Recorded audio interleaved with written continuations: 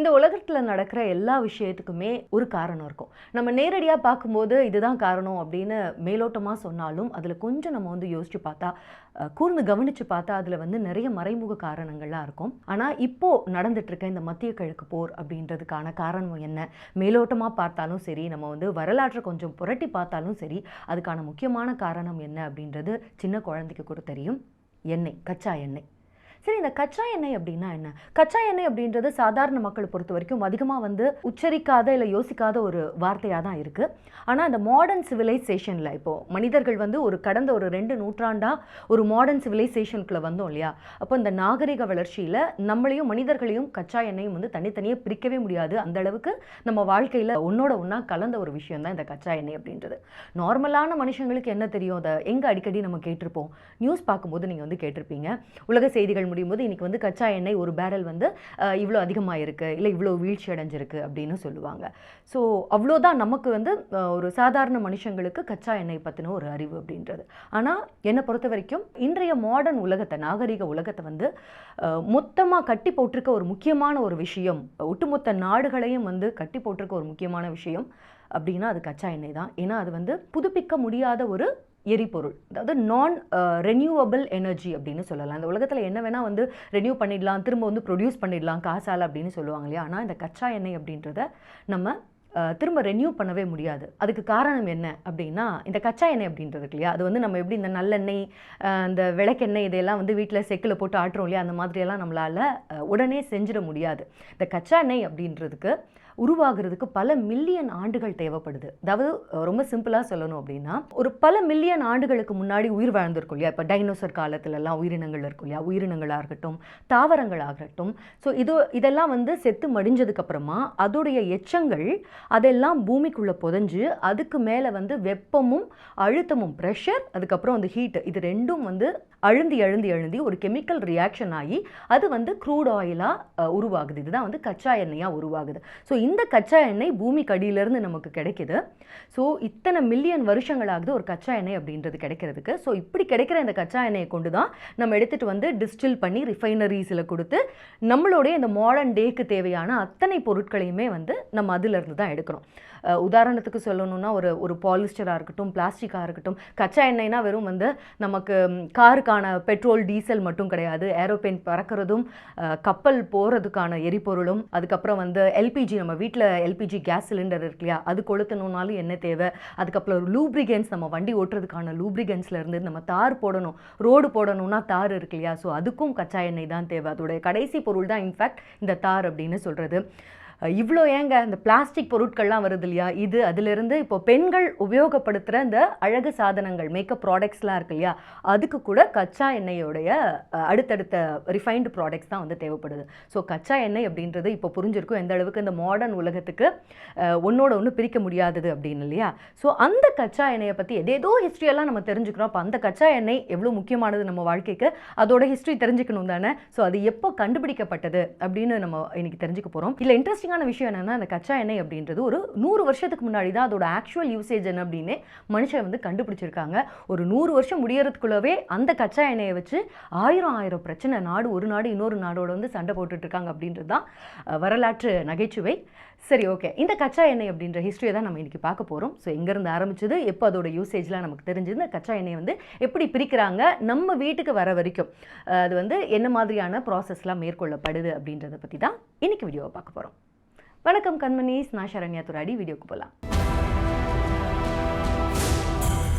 இந்த கச்சா எண்ணெய் அப்படின்றது என்னன்னா, நிலத்திலிருந்து வரக்கூடிய வந்து ஒரு அடர் கருப்பு நிறத்தில் இருக்க ஒரு லிக்விட் தான். ஸோ இந்த எண்ணெய் அப்படின்றது மனுஷனோட வரலாறு முழுக்கவுமே இருந்திருக்கு. ஆனால் மனுஷனுக்கு அதை வச்சு என்ன பண்ணுறது அப்படின்றத வந்து கண்டுபிடிக்கிறதுக்கு தான் அத்தனை காலமாச்சு.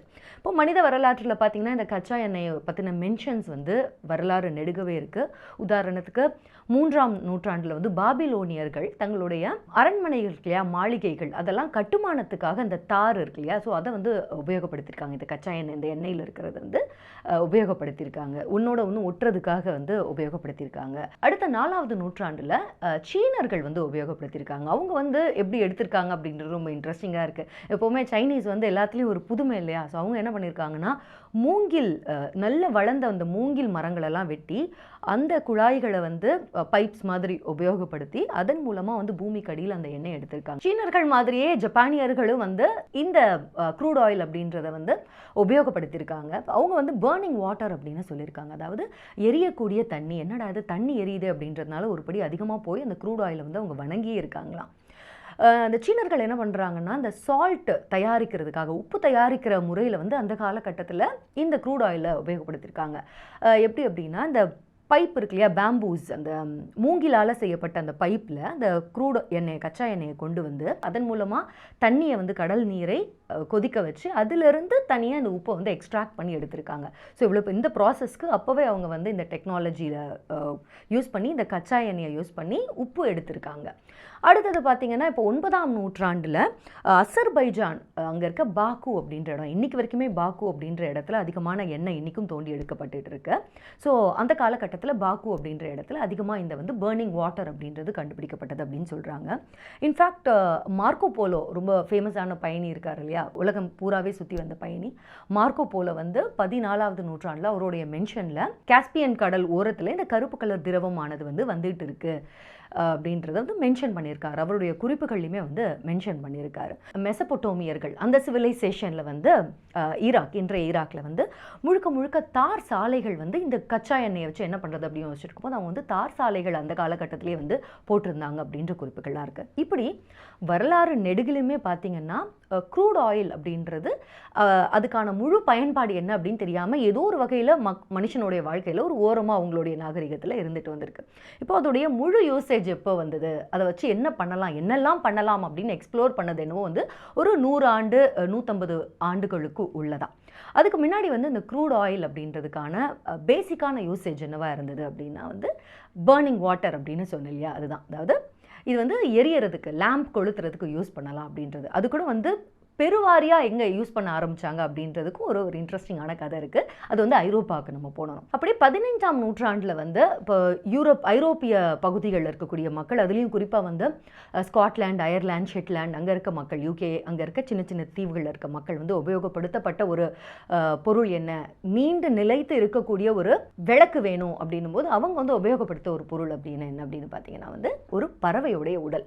அந்த பறவையோட பேர் வந்து ஸ்டாமி பெட்ரேல் அப்படின்றது. இப்போது இந்த பகுதியில் இருக்க மக்கள், இந்த குறிப்பாக மீனவர்கள்லாம் வந்து ராத்திரி வெளியில் போகணும் அப்படின்னும் போது வந்து தொடர்ந்து இந்த தீப்பந்தம் அந்த மாதிரியெல்லாம் அடிக்கிற காற்றுக்கு எடுத்துகிட்டு போக முடியாது இல்லையா. ஸோ அதுக்கு பதிலாக என்ன பண்ணுவாங்க அப்படின்னா இந்த ஸ்டாமி பெட்ரேல் அப்படின்னு சொன்னேன் இல்லையா, இந்த குறிப்பிட்ட பறவையை வந்து வேட்டையாடுவாங்க. ஏன்னா இந்த பறவையானது வெறும் மீனை மட்டுமே உட்கொண்டு உயிர் வாழ்கிறது அப்படின்றதுனால அதோட உடம்புல அதிகமான கொழுப்பு சத்து இருக்குமோ. ஸோ இந்த பறவையை வேட்டையாடி கொஞ்ச நாளுக்கு முன்னாடியே வேட்டையாடி எடுத்து வச்சுட்டாங்கன்னா எப்போல்லாம் உங்களுக்கு ராத்திரி வந்து வெளியில் போகிறாங்களோ இந்த பறவையை வந்து எடுத்துட்டு அதோட உடம்புல வந்து திரி, விக் இருக்கு இல்லையா, அந்த திரியை வந்து உள்ளே போட்டுட்டு வாயில் வரைக்கும் வந்து அதில் வந்து கொளுத்திடுவாங்க நெருப்பை. ஸோ நெருப்பை பொறுத்தின உடனே இந்த உடம்புல இருக்க அதிகமான அது கொழுப்பானது இந்த பறவை வந்து நின்று எரியுமா. ஸோ அதை வந்து அவங்க அந்த காலத்தில் தீப்பந்தம் மாதிரி உபயோகப்படுத்தியிருக்காங்க. ரொம்ப இன்ட்ரெஸ்டிங்கான ஒரு லேம்பாக இருக்கு இல்லையா வரலாறுல. ஸோ இப்படி ஒரு லேம்பை உபயோகப்படுத்தியிருக்காங்க. ஆனால் அந்த நேரத்தில் வந்து அந்த வாடை வந்து ரொம்ப துர்நாற்றம் அதிகமாக இருக்குமா. ஏன்னா அந்த மீனுடைய அந்த வாசனை இருக்கு இல்லையா, ஸோ அது வந்து கொஞ்சம் சகிச்சிக்க முடியாத ஒரு வாசனையை தான் வந்து அதை வந்து துர்நாற்றத்தை தான் கொடுத்துருக்கு. ஸோ இருந்தாலும் நெருப்பு வேணும் இல்லையா, அதனால மக்கள் அந்த காலகட்டத்தில் வந்து உபயோகப்படுத்தியிருக்காங்க. அடுத்ததாக பார்த்திங்கன்னா 15ஆம் நூற்றாண்டில் அமெரிக்கர்கள் வந்து இன்னும் அடுத்த ஒரு படி மேலே போய் இந்த திமிங்கலங்கள் இருக்கு இல்லையா, அந்த திமிங்கலத்தை வேட்டையாடி அதிலிருந்து எண்ணெய் எடுத்து அந்த எண்ணெயை வந்து நீடித்து இருக்கக்கூடிய ஒரு எரிபொருளாக அவங்க வந்து உபயோகப்படுத்தியிருக்காங்க. இன்ஃபேக்ட் அவங்க ஒரு கட்டத்துக்கு மேலே வந்து மிக அதிக அளவிலான திமிங்கலங்களை இதுக்காக வேட்டையாடுறதும், ஸோ அதுலேருந்து பாரஃபின் தயாரிக்கிறது, மருந்து தயாரிக்கிறது, இந்த எண்ணெய் குறிப்பாக இந்த வெளிச்சத்துக்கான அந்த எண்ணெயை தயாரிக்கிறது அப்படின்னுட்டு ஃபுல் ஃப்ளெஜில் அவங்க வந்து திமிங்கல வேட்டையாடி அந்த காலகட்டத்தில் அமெரிக்காவை சுற்றி இருந்த மெஜாரிட்டி ஆஃப் திமிங்கலங்கள் வந்து அவங்க வேட்டையாடப்பட்டு தான். இன்ஃபேக்ட் அமெரிக்காவுடைய 15ஆம் நூற்றாண்டில் அவங்களுடைய முதல் 5 தொழில்களில் இந்த வேட்டையாடுதல், திமிங்கல வேட்டை அப்படின்றது ரொம்ப முக்கியமான ஒரு தொழிலாகவே மாறிடுச்சான். அந்த அளவுக்கு வெளிச்சத்துக்கும் திமிங்கலத்துக்கும் அவங்க வந்து முடிச்சு போட்டு வச்சுருந்தாங்க. ஸோ இப்படியாக திமிங்கலங்களெல்லாம் வேட்டையாடிட்டு வெளிச்சத்துக்காக வேட்டையாடப்பட்டு இருந்த ஒரு காலமும் இருந்தது. ஸோ இந்த வேட்டையாடுதல் திமிங்கலங்கள்லாம் ஒரு வழியாக தப்பிச்சது. அதுக்கு வந்து அந்த திமிங்கலங்கள் யாருக்கு நன்றி சொல்லணும் அப்படின்னா கெனடியன் சயின்டிஸ்டான ஆப்ரஹாம் கெஸ்னர் அப்படின்றவங்களுக்கு தான் வந்து நன்றி சொல்லணும். காரணம் என்னென்னா, அவர் தான் கெரசின் லேம்ப் அப்படின்றத வந்து கண்டுபிடிச்சிருக்காரு. இந்த மண்ணெண்ணெய் விளக்கு அப்படின்லாம் சொல்லுவோம் இல்லையா, அந்த காலத்தில் பயங்கரமான பளிச்சுன்னு ஒரு வெளிச்சத்தை கொடுக்கும். அந்த காலத்தில் ஃபங்க்ஷன்ஸ்லாம் வந்து தலையில் கூட வச்சு எடுத்துகிட்டு போவாங்க. பளீர்னு ஒரு வெளிச்சம் வரும் இல்லையா, இதில் எப்படின்னா லைட் எரியும் அப்படின்லாம் கேட்பாங்க இல்லையா. ஸோ அந்த மண்ணெண்ணெய் விளக்கு. ஸோ இந்த மண்ணெண்ணெய் விளக்கு அப்படின்றத அந்த காலகட்டத்தில் கண்டுபிடிச்சிருக்காரு. இப்போ வேணால் நமக்கு அது வந்து ஒரு பெரிய விஷயமா இல்லாமல் இருந்திருக்கலாம். பட் அந்த காலகட்டத்தில் இந்த மண்ணெண்ணெய் விளக்கு அப்படின்றத இந்த சயின்டிஸ்ட் வந்து கண்டுபிடிச்சப்போ மிகப்பெரிய புரட்சியாக இருந்துதான். எந்த அளவுக்குனா, இதை வந்து எக்ஸிபிஷன்ஸ்லலாம் வச்சு காட்டுறாங்க. கண்காட்சியில் மக்கள்லாம் சாரையாக வந்து பளீர்னு வெளிச்சத்துக்கு கொடுக்கக்கூடிய இந்த இந்த மண்ணெண்ணெய் விளக்கை வந்து ஆச்சரியத்தோடு பார்த்துட்டு போனாங்களாம். அதுக்கு கட்டணம்லாம் வசூலிக்கப்பட்டுதான். ஸோ இந்த சயின்டிஸ்ட் வந்து இதை எப்படி கண்டுபிடிச்சார் அப்படின்னா, ஆயில், ஷேல், கோல், அப்புறம் பிட்டுமென் அப்படின்ற இந்த 3 பொருட்களை வச்சு, இந்த பிட்டுமென் அப்படின்றது நிலத்திலேருந்து அடியில் வந்து அந்த க்ரூட் ஆயில் இருக்கு இல்லையா, ஸோ அந்த அதிலிருந்து எடுக்கக்கூடிய ஒரு பொருள் தான். ஸோ இந்த 3 பொருட்களையும் பேஸாக வச்சு தான் இவர் வந்து கெரசின் அப்படின்றது வந்து கண்டுபிடிச்சிருக்காரு. ஸோ கெரசின் ஆயில் அப்படின்றது அந்த காலகட்டத்தோட ஒரு பெரிய விஷயமா பார்க்கப்பட்டது. காரணம் என்ன அப்படின்னா, no smoke, no chimney, no foul smell. அதாவது துர்நாற்றம் கிடையாது, அதிலிருந்து வரக்கூடிய சிம்னியெல்லாம் நம்ம வைக்க தேவையில்லை. அதே மாதிரி அதிகமான புகையும் வராத ஒரு பளிச்சுன்னு எரியக்கூடிய கெரசின் லேம்ப் அப்படின்றது ஒரு மிகப்பெரிய ஒரு புரட்சி அமெரிக்காவில் அது ஏற்படுத்துது. இப்போ என்னென்னா, அது வந்து பெரிய அளவில் அது உற்பத்தி செய்யப்படும் ஒரு பொருளாகுது. ஒரு லார்ஜ் ஸ்கேலில் அது ப்ரொடியூஸ் பண்ண ஆரம்பிக்கிறாங்க. அப்போ ப்ரொடக்ஷன் அதிகமாக உற்பத்தி அதிகமாக இந்த கெரசின்காக அதை செய்கிறதுக்கு தேவையான க்ரூட் ஆயிலோடைய தேவையும் அதிகமாகுது. அப்போ க்ரூட் ஆயில் வந்து அதிகமாக வேணும் அப்படின்னும் போது என்ன பண்ணுறாங்கன்னா, க்ரூட் ஆயிலுக்கான சர்ச்சும் அதிகமாகுது, அதுக்கான தேடுதலும் வந்து அதிகமாகுது.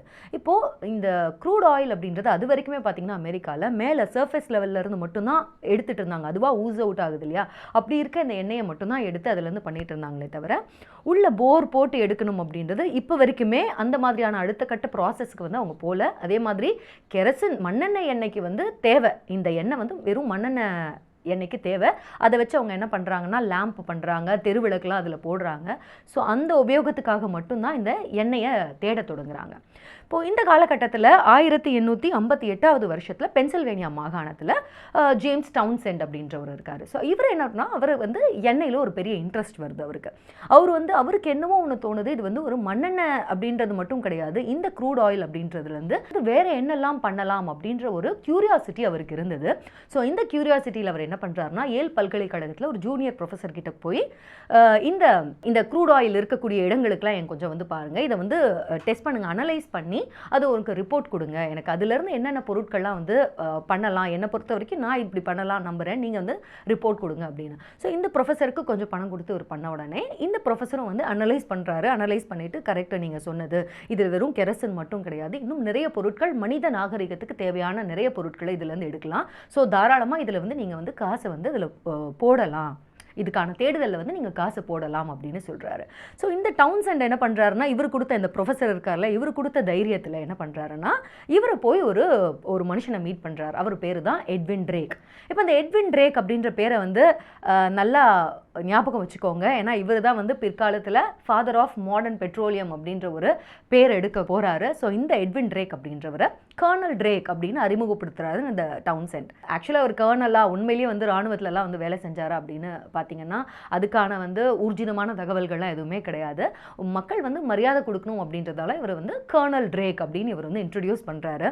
இன்ஃபேக்ட் இவர் வந்து கிரேசி ட்ரேக் அப்படின்னு கூட வந்து மக்கள் கூப்பிட்டுருக்காங்க இந்த ட்ரேக் அப்படின்றவர். அதுக்கு காரணம் என்னென்னா, பிற்காலத்தில் ட்ரேக் வந்து இந்த எண்ணெயை தேடி ஊராக போனாராம். ஸோ பைத்தியக்கார மாதிரி யாரா இவன் தெரிஞ்சிட்டு இருக்கான் அப்படின்றதுனால அவருடைய கனவு மெய்ப்படுற வரைக்குமே கர்னல் ட்ரேக் அப்படின்றவரை கிரேசி ட்ரேக் தான் வந்து மக்கள் அழைச்சிட்டு இருந்தாங்களாம். சரி, அந்த கதை ஒரு பக்கம்.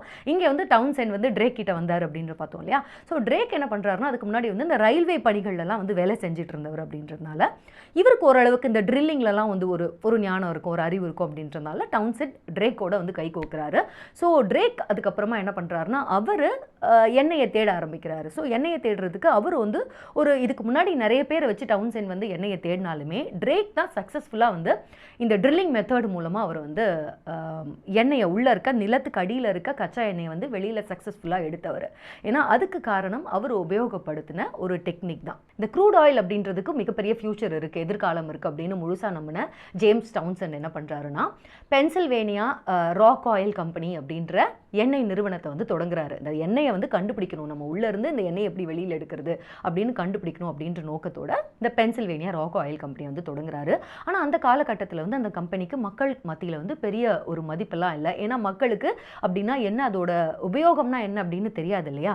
ஸோ அந்த காலகட்டத்தில் என்ன பண்ணுறாரு, ஸோ அப்போ தான் அவர் வந்து இந்த நம்ம எட்வின் ட்ரேக்கை போய் சந்திக்கிறாரு. இப்போ எட்வின் ட்ரேக்குக்கு ஆரம்ப கட்டத்தில் இவங்க என்ன மாதிரியான ஒரு அக்ரிமெண்ட்டில் இருக்காங்கன்னா, இந்த பென்சில்வேனியா ராக் ஆயில் கம்பெனி இருக்கு இல்லையா, இதிலிருந்து 1000 ஷேர்ஸ் வந்து இவருக்கு கொடுக்குற மாதிரி. ஸோ இவர் வந்து இதை எப்படி ட்ரில் பண்ணி உள்ளேருந்து பூமிக்கு அடியிலேருந்து க்ரூட் ஆயிலை எடுக்கணும் அப்படின்னு கண்டுபிடிக்கிறது அப்படின்னு தான் ஆரம்ப காலத்தில் இவங்க 2 பேருக்கும் அக்ரிமெண்ட்டாக இருந்தது. இப்போ எட்வின் ட்ரேக் என்ன பண்ணுறாருன்னா, அவர் இந்த பூமிக்கு அடியில் இருக்க எண்ணெயை வந்து எப்படி எடுக்கிறது வெளியில் அப்படின்னு யோசிக்கிறாரு.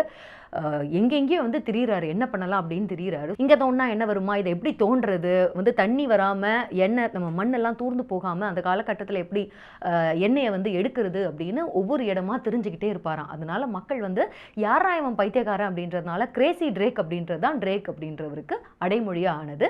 ஆனால் பிற்காலத்தில் இதே எட்வின் ட்ரேக் அப்படின்றவர் தான் father of modern petroleum industry அப்படின்ற இன்னைக்கு வரைக்கும் சரித்திர புகழ் வாய்ந்த ஒரு பேரை வந்து எடுத்திருக்காரு. ஸோ என்னதான் இருந்தாலும் ஆரம்பத்தில் சுற்றி இருக்கவங்களாம் நம்ம என்ன தான் எள்ளி நகையாடினாலும் நமக்கு என்ன தேவையோ அதை நம்ம பண்ணிட்டு போயிட்டே இருக்கணும். அப்போ தான் சரித்திரத்தில் இடம் பிடிக்க முடியும் இல்லை. சரி, ஓகே, தத்துவம்லாம் ஒரு பக்கம் இருக்கட்டும். இந்த எட்வின் ட்ரேக் வந்து என்ன பண்ணுறாருன்னா, இவரால் எப்படி எடுக்க முடிஞ்சதுன்னா, ஏன்னா ஆரம்பத்தில் எல்லாமே வந்து மேலே இருக்க அந்த க்ரூட் ஆயில், அந்த oozing out of crude oil அப்படின்னு சொன்னேன் இல்லையா, அந்த அடர் திரவமான எரிபொருள் வந்து இந்த பாறை இடுக்கில் மேலோட்டமாலாம் இருக்கிறத மட்டும்தான் மக்கள் அந்த காலத்தில் எடுத்துகிட்டு இருந்தாங்க. பட் பூமிக்கடியில் இது இருக்குது, இதை ட்ரில் பண்ணி எடுக்கணும் அப்படின்னும் போது மற்ற யாராலையுமே பண்ண முடியாத ஒரு புதுமையான ஒரு விஷயத்தை அந்த காலகட்டத்தில் ட்ரேக் பண்ணாரு. அதுதான் வந்து டிரைவ் பைப் டெக்னாலஜி அப்படின்னு, சால்ட் வெல் ட்ரில்லிங் அப்படின்னு சொல்லுவாங்க.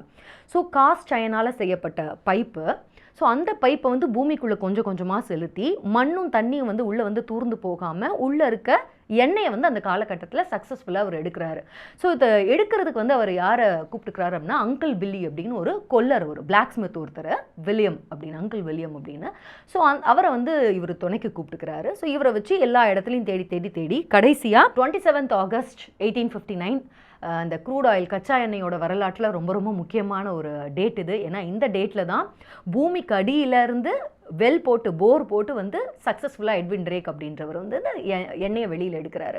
ஸோ எண்ணெயை வந்து வெளியில் எடுத்த உடனே வில்லியம் ஸ்மித், இந்த அங்கிள் ஸ்மித் என்ன பண்ணுறாருன்னா வந்து அங்கிள் பில்லி வந்து பேரலாக உடனே அவருடைய பையனை வச்சு மாட்டு வண்டியில் பேரலாக அந்த எண்ணெயை பிடிச்சி வந்து எடுத்துகிட்டு போகிறாராம். இவர் விஷயம் தெரிஞ்சு உடனே எடுத்துகிட்டு போகிறாராம். ஸோ இந்த விஷயம் வந்து எல்லாருக்கும் அவர் மூலமாக வந்து வெளியிலலாம் தெரியுது. மக்கள்லாம் உடனே அவ்வளோ நேரமாக வந்து கிரேசி ட்ரேக் அப்படின்னு சொன்னவங்களுக்குலாம் ஆச்சரியம் தாங்க முடியல. உண்மையிலேயே வந்து பூமிக்கடியில் தண்ணி மட்டும் இல்லை, எண்ணெயும் வந்து இந்த மாதிரிலாம் வரும் அப்படின்றது அவங்களுக்கு அப்போ தான் தெரியுது. உடனே இந்த நியூஸ் பரவ அவங்களும் அவங்களுடைய நிலத்தில் வந்து தோண்ட தொடங்குறாங்க. இதே டெக்னாலஜி யூஸ் பண்ணி இந்த அங்கிள் பில்லியை கூப்பிட்டு இதே மாதிரியான ஒரு ட்ரில்லிங்கை பண்ணி வந்து புதுசாக எண்ணெய் எடுக்க தொடங்குறாங்க. இப்போ இது வரைக்குமே வந்து ஒரு பேரன் லேண்டாகவும் ரேன்ச்சாகவும் சும்மா மாடு மேய்க்கிறதுக்காகவும் வச்சுருந்த நிலங்கள்லாம் வந்து எண்ணெய் எடுக்கக்கூடிய நிலங்களாக மாறுது பென்சில்வேனியா மாகாணத்தில். இதை வந்து ஆயில் ரஷ் அப்படின்னு சொல்கிறாங்க. திடீர்னு அந்த இடத்துல வந்து எண்ணெய் வந்து இப்படி கிடைக்குது, இப்படி ஒரு டெக்னாலஜியை யூஸ் பண்ணலாம் அப்படின்னு தெரிஞ்ச உடனே சாதாரணமாக இருந்த மக்கள் எல்லாமே வந்து செல்வந்தர்களாக ஆகிட்டு இருக்காங்க. இந்த ஆயில் ரஷ் அப்படின்றது பென்சில்வேனியாவோட அடங்கலை. அடுத்தடுத்ததாக வந்து கலிஃபோர்னியா, ஒக்லஹாமா, டெக்சஸ், ஒஹாயோ இந்த மாகாணத்துலலாம் மக்கள் வந்து எண்ணெயை வந்து மாதிரி ட்ரில் பண்ணி தோண்டி எடுக்க தொடங்குறாங்க. ஸோ எண்ணெய் எங்கெல்லாம் இருக்குதோ அவங்க எல்லாருமே செல்வந்தர்களாக மாறுறாங்க. ஸோ இப்படியாக மிகப்பெரிய ஒரு ஆயில் ரெவல்யூஷன், எண்ணெய் புரட்சி அப்படின்றது அமெரிக்காவில் நடக்குது. எந்த அளவுக்கு அவங்க வந்து ஆயில் எடுத்திருக்காங்க அப்படின்னு பார்த்தீங்கன்னா, நான் சொன்னேன் இல்லையா 1859 வெறும் 4500 பேரல் மட்டும்தான் ஒரு வருஷத்தில் எடுத்தாங்க அப்படின்றது மாதிரி ஒரு 3 வருஷத்தில் 1862லலாம் 30 லட்சம் பேரல் அளவுக்கு வந்து எண்ணெய் எடுத்திருக்காங்க. இன்னும் சொல்லப்போனால் 1900s 64 மில்லியன் ஒரு வருஷத்துக்கு வந்து அத்தனை மில்லியன் பேரல் வந்து அவங்க எடுத்திருக்காங்க. அப்படின்னும் போது உலகத்தோட மிகப்பெரிய சிங்கிள் ஹேண்டடான பிக்கஸ்ட் ஆயில் ப்ரொடியூசர் அப்படின்ற ஒரு பேரை வந்து அமெரிக்கா சக்ஸஸ்ஃபுல்லாக வந்து எடுக்கிறாங்க அந்த காலகட்டத்தில். சுற்றி இருக்க நாடுகள், இந்த உலகத்தோட மற்ற நாடுகள்லாம் அமெரிக்கா வந்து வாயை பிளந்து வந்து பார்த்துட்டு இருக்காங்க. என்னடா இது, என்னது அந்த திரவம், இவங்ககிட்ட மட்டும் எப்படி கிடைக்குது, நம்ம அதை எப்படி எடுக்கிறது அப்படின்னு தெரியாமல் சுற்றி இருந்த நாடுகள். இன்றைக்கி வந்து மத்திய கிழக்கெல்லாம் வந்து எண்ணெயில் ஒரு பெரிய ஜித்தாக இருக்கலாம். பட் அந்த காலகட்டத்தில் அமெரிக்கா அப்படின்றது நிலத்துக்கு அடியிலிருந்து இவ்வளவு எண்ணெய்களும் எடுத்து ஒரு புது பணத்தை பார்த்து ஒரு எல்லாருக்கும் சிம்ம சொப்பனமாக 1900s வந்து எண்ணெயில் எல்லாருக்கும் முன்னோடியாக நின்ன காலம் அது. என்னதான் அமெரிக்கா வந்து எண்ணெய் புரட்சி, எண்ணெயை புதுசாக கண்டுபிடிச்ச ஜோரில் வந்து ஒரு சிம்ம சொப்பனமாக இருந்தாலும் அதுக்கு பின்னாடியும் வந்து ஒரு கருப்பு பக்கம் இருக்குது. அதுதான் வந்து ஒஹாயோ செவிந்தியர்களுடைய கில்லிங்ஸ், அவங்களுடைய கொலைகள் அப்படின்றது. இப்போ இந்த எண்ணெய் அப்படின்னு சொன்னேன் இல்லையா, எண்ணெய் வளம் எங்கெல்லாம் இருக்கோ, யாருடைய நிலத்துலலாம் எண்ணெய் கிடைக்குதோ அவங்கெல்லாம் வந்து பணக்காரங்க அப்படின்னு சொன்னேன் இல்லையா. ஸோ அந்த காலகட்டத்தில் பார்த்தீங்கன்னா இந்த அங்கே எண்ணெய் இருந்த பகுதிகள்லாம் வந்து அதோடைய ஓனர்ஸாக யார் இருக்காங்க அப்படின்னா அமெரிக்க பழங்குடிகள், செவ்விந்தியர்கள், ரெட் இண்டியன்ஸ் அப்படின்னு சொன்னோம் இல்லையா. ஸோ அந்த மாதிரியான பழங்குடிகள், அதுலேயும் ஒஹாயோ அப்படின்ற மாகாணத்தில் ஒசாஜே அப்படின்ற ஒரு பேரில் இருக்க பழங்குடிகள் இருக்காங்க. இவங்க வந்து ரெட் இண்டியன்ஸ். ரொம்ப அவங்களுக்கு வந்து பெரிய அறிவெல்லாம் கிடையாது. அங்கே இருக்க பூர்வ குடிகள் அவங்க தான். ஸோ அதுக்கப்புறமா ஐரோப்பியர்கள் வந்து குடியேறிகளாக வர்றாங்க இல்லையா. ஸோ வந்ததுக்கப்புறமா அவங்க வந்து அமெரிக்கா தன்னுடைய நாடு அப்படின்னு எடுத்துக்கிறாங்க. பட் அதுக்கு முன்னாடி அந்த மண்ணின் மைந்தர்களான இந்த ஒசாஜே பழங்குடிகளை வந்து அவங்களுக்கு சொந்தமான நிலங்களை இந்த எண்ணெய்க்கு ஆசைப்பட்டு என்ன பண்ணுறாங்கன்னா, இந்த ஐரோப்பியர்கள், புதுசாக வந்த இந்த அமெரிக்கர்கள் கொல்றாங்க. அதை கொன்னுட்டு இவங்களை வந்து தற்கொலை அப்படின்ற மாதிரி வந்து அந்த கேசஸை முடிச்சிடுறாங்க. சந்தேகத்திற்கிடமான மரணங்கள் அப்படின்ற மாதிரி வந்து நூற்றுக்கணக்கான ஒசாஜே மக்கள் வந்து கொல்லப்படுறாங்க. இன்னும் சில பேர் வந்து அவங்கள இந்த புதுசாக வந்த அமெரிக்கர்கள், அதாவது ஐரோப்பியர்கள், இந்த ஒசாஜே மக்களை வந்து கல்யாணம் பண்ணிக்கிட்டு அதன் மூலமாக அந்த உரிமையை வந்து அவங்க டிரான்ஸ்ஃபர் பண்ணிக்கிட்டு இவங்க இறந்துட்டா மாதிரி அந்த வந்து கேஸை முடிச்சிடுறது. இந்த மாதிரி சந்தேகத்திற்கிடமான நூற்றுக்கணக்கான பழங்குடி மக்களுடைய மரணங்களும் காரணமாக இருந்தது இந்த புதுசாக கண்டுபிடிக்கப்பட்ட எண்ணெய். ஸோ இந்த கதைக்களத்தை வந்து மையப்படுத்தி கில்லர்ஸ் ஆஃப் ஃப்ளவர் மூன் அப்படின்னு ஒரு புத்தகம் எழுதியிருப்பார். டேவிட் கிரான் அப்படின்ற ஒரு புத்தகம் எழுதியிருப்பார். ஸோ அந்த புத்தகத்தை வந்து மையப்படுத்தி தான் மார்ட்டின் ஸ்கார்சே வந்து கில்லர்ஸ் ஆஃப் ஃப்ளவர் மூன் அப்படின்ற சேம் டைட்டிலில் படமாக கூட ஒரு ஹாலிவுட் திரைப்படமாக எடுத்திருப்பார். ஸோ எண்ணெய் வந்து அமெரிக்காவில் எண்ணெய் கண்டுபிடிக்கப்பட்ட ஒரு வரலாறு, அதுக்கு பின்னாடி இருக்க நுணுக்கமான மனித உணர்வுகள், அதுக்கு பின்னாடி இருக்க பழங்குடிகள் எந்த அளவுக்கு இதனால் சஃபர் ஆனாங்க அப்படின்லாம் நீங்கள் தெரிஞ்சுக்கணுன்னா கண்டிப்பாக நீங்கள் வந்து அந்த படத்தை பார்க்கலாம். ரொம்ப ஒரு உணர்ச்சிமயமான ஒரு படம் அது. சரி, ஓகே, நம்ம இந்த கருப்பு வரலாறுலேருந்து அடுத்த கதைக்கு போகலாம். இப்போது அமெரிக்காவில் வந்து கண்டுபிடிச்சாங்க அப்படின்னு சொன்னேன் இல்லையா. இப்போது 1859 கண்டுபிடிச்சாங்க என்ன அப்படின்றத சொன்னேன் இல்லையா. 1859 1892 வரைக்கும் கிட்டத்தட்ட 30 வருஷங்கள் வரைக்குமே என்னதான் எண்ணெய் புரட்சி, எண்ணெயோட ரெவல்யூஷன் அப்படின்லாம் சொல்லிட்டு இருந்தாலுமே இந்த மக்களுக்கு இதிலிருந்து இந்த எண்ணெயை வச்சுக்கிட்டு இந்த கச்சா எண்ணெயோடைய முழு வீச்சு என்ன அப்படின்றது வந்து புரியாமல் தான் இருந்தது. எது வரைக்கும்னா 1892 தான். ஏன்னா 1892 தான் வந்து ஆட்டோமொபைல்ஸ் அப்படின்ற துறை வந்து சூடு பிடிக்குது. அங்கே தான் வந்து கார் உபயோகம் அப்படின்றது வருது, கண்டுபிடிக்கப்படுது. ஸோ இந்த காருக்கு இந்த பெட்ரோ கெமிக்கல் வந்து யூஸ் பண்ணலாம், அந்த கேசோலின் அப்படின்றத இந்த கச்சா எண்ணெயிலிருந்து எடுக்கிறத வந்து இந்த காருக்கு உபயோகப்படுத்தலாம், லூப்ரிகண்ட்டாக உபயோகப்படுத்தலாம். இதன் மூலமாக வந்து மோட்டார் உலகம் அப்படின்றது இன்னொரு புது வாசல் வந்து திறக்கப்படுது அப்படின்றது, புது கதவுகள் திறக்கப்படுது அப்படின்றது வந்து மக்களுக்கு, அமெரிக்கர்களுக்கு புரியுது. ஸோ 1859 1892 வரைக்குமே அவங்களுக்கு தெரியல, வெறும் கெரசின், அதுக்கப்புறம் வந்து மருந்து உபயோகப்படுத்துறது, இது மட்டும்தான் வச்சுட்டு இருந்தாங்க. ஸோ 1892 இந்த ஆட்டோமொபைல்ஸ் அப்படின்ற ஒரு புது உலகம் திறந்தது அப்புறமா அமெரிக்கர்களை வந்து எண்ணெயில் வந்து பிடிக்கவே முடியல. அவங்களுடைய வேகம் இன்னும் பல மடங்கு அதிகரிச்சது. இன்னும் இன்னைக்கு வரைக்குமே வந்து அமெரிக்கர்கள் எண்ணெய் அப்படின்றத பிரிக்கவே முடியாது. அமெரிக்கா எங்கே இருக்குதோ அந்த இடத்துல எண்ணெய் இருக்கும். இன்னும் கரெக்டாக சொல்லணும் அப்படின்னா எண்ணெய் எங்கெல்லாம் இருக்குதோ அங்கெல்லாம் அமெரிக்கா இருக்கும் அப்படின்னு சொல்கிறது தான் வந்து ஹிஸ்டாரிக்கலி கரெக்டாக இருக்கும். அப்புறம் இந்த வீடியோ பூராவே நம்ம எப்போல்லாம் கச்சா எண்ணெய், க்ரூட் ஆயில் பற்றி பேசுகிறோமோ அப்போல்லாம் வந்து பேரல் அப்படின்னு சொல்கிறோம் இல்லையா. ஏன் நியூஸில் சொல்லும்போது வந்து கச்சா எண்ணெய் ஒரு பேரலோடைய அளவு, ஒரு பேரலோட விலை அப்படின்னு தான் சொல்கிறாங்க இல்லையா. ஏன் அதை பேரலில் வைக்கிறாங்க, ஏன் அதை வந்து பீப்பாய், அதாவது பேரல்னா என்னென்னா பீப்பாய், ஏன் அதில் வைக்கணும், ஏன் வேறு எதுலேயும் வைக்க முடியாதா அப்படின்னு வந்து நிறைய பேர் வந்து அது ஒரு டவுட் இருந்துகிட்டே இருக்கும். அதுக்கு காரணம்லாம் பெரிய காரணம்லாம் ஒன்றும் இல்லைங்க ஹிஸ்டாரிக்கலி. ஸோ அது கண்டுபிடிக்கப்பட்ட காலத்தில் பார்த்தீங்கன்னா அப்போ வந்து பீப்பாய்களில் விஸ்கி சேமித்து வச்சுருப்பாங்க. ஸோ காலியான விஸ்கி சேமிக்கிற அந்த பீப்பாயில் தான் வந்து கிடைச்ச அந்த கச்சா எண்ணெயெல்லாம் வந்து அவங்க நிரப்பி வச்சாங்க. அப்படின்றதுனால அன்னித்துலேருந்து இன்னைக்கு வரைக்குமே வந்து பேரல் அப்படின்றது வந்து ஒரு ஸ்டாண்டர்டான ஒரு அளவாக மாறிடுச்சு. இப்போ பேரல் அப்படின்றது அவங்களோட யூனிட்டில் பார்த்தீங்கன்னா 42 கேலன், நம்மளோட யூனிட்டில் லிட்டர்ஸில் அப்படின்னு பார்த்தோன்னா வந்து 159 லிட்டர்ஸ் இருக்கும் ஒரு பீப்பாயில் வந்து இருக்கும். ஸோ அந்த பீப்பாய் எடுத்துகிட்டு வந்து கச்சா எண்ணெயாக நம்ம வந்து ஒரு பீப்பாய் இவ்வளோ அப்படின்னு தினமும் நியூஸில் பார்ப்போம் இல்லையா. ஸோ அந்த கச்சா எண்ணெயை வாங்கிட்டு வந்து தான் பெட்ரோ கெமிக்கல்ஸ், நமக்கான பொருட்கள்லாம் சுத்திகரித்து பலவிதமான பொருட்கள்லாம் அதுலேருந்து எடுக்கிறோம். அமெரிக்காவுக்கும் இந்த கச்சா எண்ணெய்க்கும் என்ன சம்பந்தம், அதோடைய வரலாறு என்ன அப்படின்றதெல்லாம் நம்ம பார்த்தோம். மறுபடியும் இன்னொரு இன்ட்ரெஸ்டிங்கான ஒரு வீடியோவில் உங்கள் எல்லாரையும் சந்திக்கிறேன். தேங்க்ஸ் ஃபார் வாட்சிங் கண்மணிஸ்.